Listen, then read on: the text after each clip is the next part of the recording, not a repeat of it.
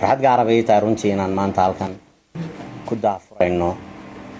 وزارة دي قاعدة كده كده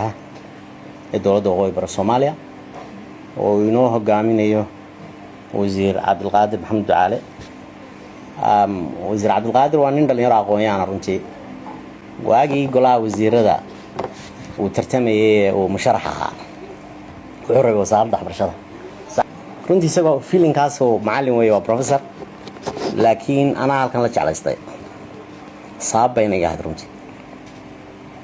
وزارة برشلونة وزارة السنة والشقين سباهي حليكم الجار لا تكين تاريخ سباق المساء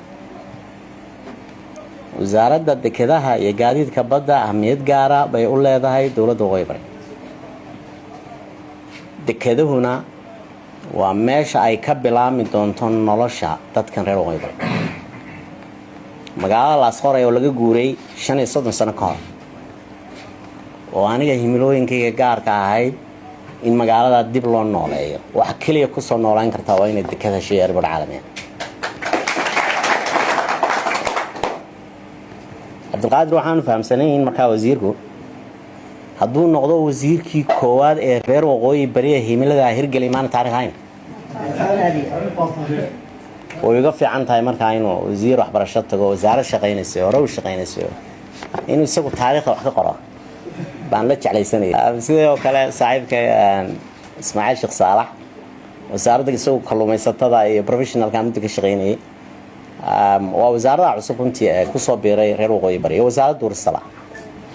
marka waxaan markii bal SSC khatmadeeni hore ay si fiican u shaqo raggeeni shaqeeyeen wasaaradda hore oo dhan innagana waxa la rabaa inaan state-ka cusub inaan wax ku soo kordhino haday nahay qoladeena ma akhrtaa state-ka qabanayay bal inaynu inagu yagleeno wasaaradda cusub culayskii meel quraano ka soconay ayna saasa markaa wasaaradda kalluumaysiga wasaaradda kala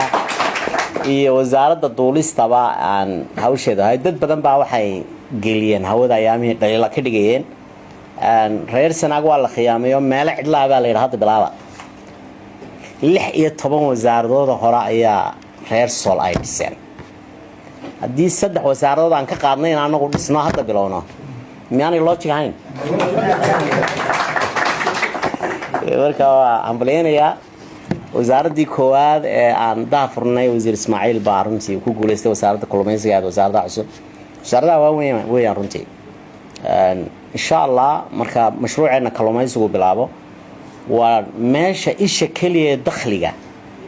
ee uu yeelanayo state-kani